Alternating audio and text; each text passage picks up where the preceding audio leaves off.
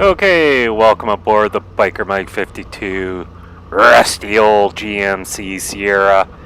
We're just cruising down the road here with the new Monroe Reflex, slowing down for a stop sign, and we're back underway here. You can see the shock absorbers absorbing all the bumps nice and smoothly, much better than the old worn out jalobies that had 280,000 kilometers.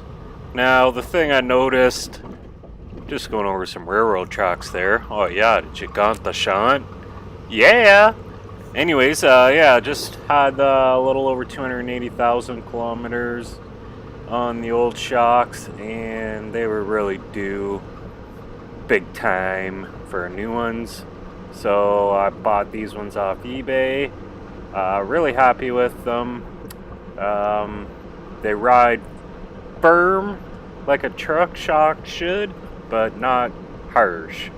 And they really handle nice around corners. The truck doesn't lean and roll.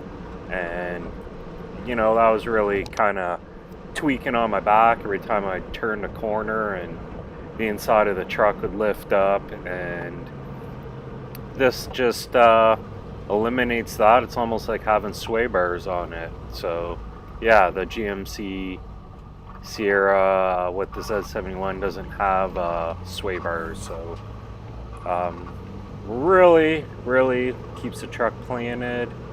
That's what I noticed the most, and a lot more control.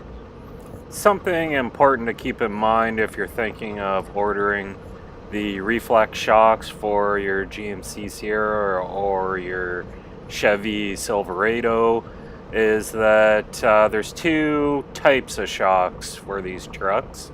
The Monroe Reflex monotubes is the ones I got, and they are specified for the Z71 package, so they have a little bit more travel, and the monotubes have a lot bigger piston diameter for the dampening piston inside the shock.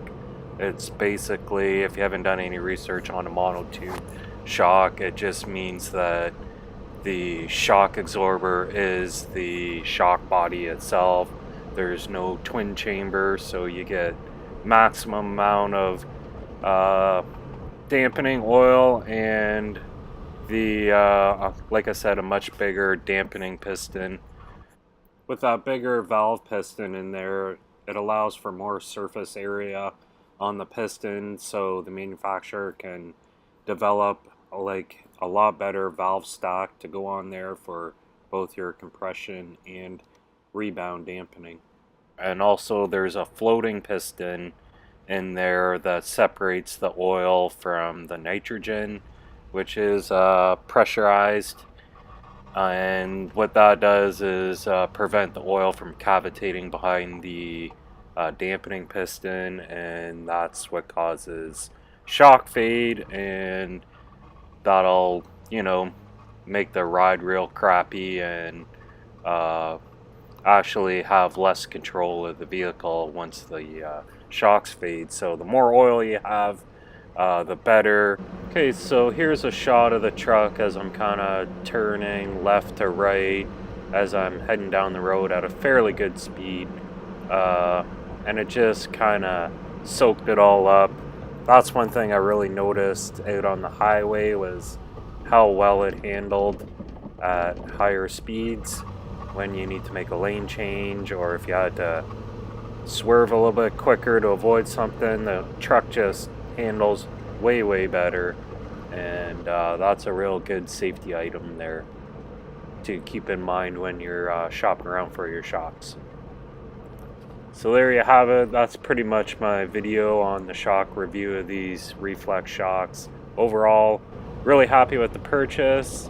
They're great. Probably any shock would have been better than the ones I had. I guess the most important thing is if your shocks are worn, get them replaced. You can't really always tell just by doing that push test on the bumper.